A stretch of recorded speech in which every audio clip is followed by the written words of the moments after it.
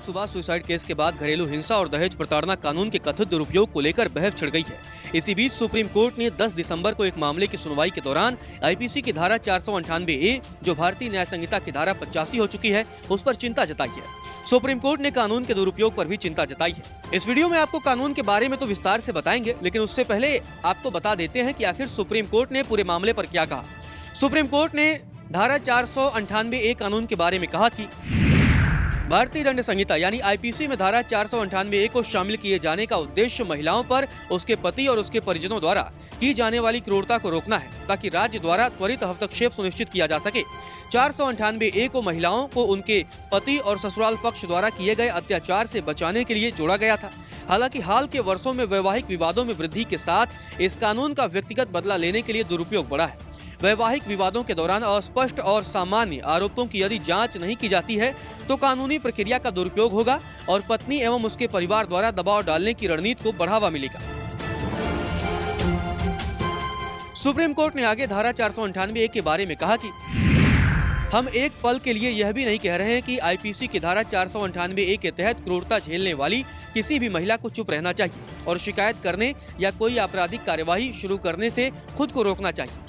हमारा सिर्फ यह कहना है कि इस तरह के मामलों को बढ़ावा नहीं दिया जाना चाहिए।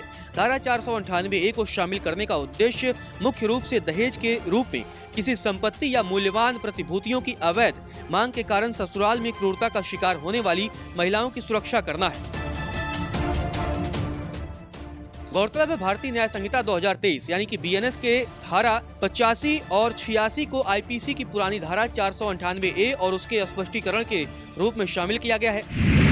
भारतीय न्याय संहिता की धारा 86 में क्रूरता की परिभाषा को विस्तारित किया गया है, जिसमें ऐसे आचरण को शामिल किया गया है जो संभावित रूप से किसी महिला को आत्महत्या की ओर ले जा सकता है या गंभीर चोट पहुंचा सकता है। धारा 85 में ऐसी क्रूरता करने वालों के लिए सजा की रूपरेखा दी गई है, जिसमें 3 साल तक की कैद और जुर्माना लगाना शामिल है।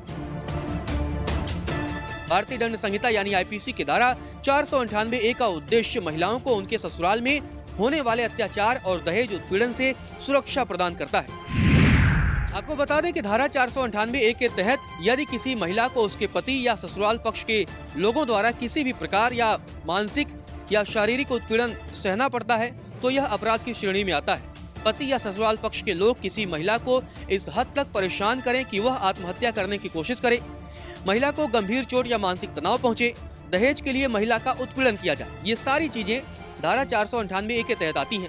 वहीं दोषी पाए जाने पर 3 साल की कैद और जुर्माने का प्रावधान है। इस धारा के तहत पुलिस बिना वारंट की गिरफ्तारी कर सकती है। इसके साथ ही इसमें समझौते की अनुमति नहीं है। इस धारा के तहत महिला स्वयं या उसके परिवार के सदस्य शिकायत दर्ज करवा सकते हैं। धारा 498A को 1983 में इसलिए जोड़ा गया ताकि महिलाओं के खिलाफ होने वाले दहेज उत्पीड़न और अन्य प्रकार के घरेलू हिंसा के मामलों में न्याय सुनिश्चित किया जा सके। हालांकि यह धारा महिलाओं की सुरक्षा का एक मजबूत माध्यम है, लेकिन कई बार इसके दुरुपयोग के मामले भी सामने आए। सुप्रीम कोर्ट ने भी इस पर निर्देश दिया है कि जांच और गिरफ्तारी के दौरान अतिरिक्त सतर्कता बरती जाए। सुप्रीम कोर्ट और उच्च न्यायालय पहले भी 498A के दुरुपयोग को लेकर चेतावनी दे चुके हैं।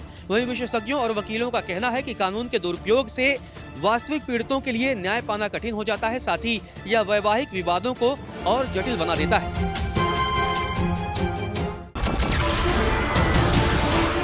नमस्कार, मैं हूं मानक गुप्ता। अगर आपको हमारा ये वीडियो पसंद आया हो तो इसे लाइक और शेयर जरूर करें और हाँ, हमें सब्सक्राइब और फॉलो करना ना भूलें ताकि आप देश और दुनिया की कोई खबर मिस ना करें। तो जुड़े रहिए हमारे साथ और देखते रहिए News 24।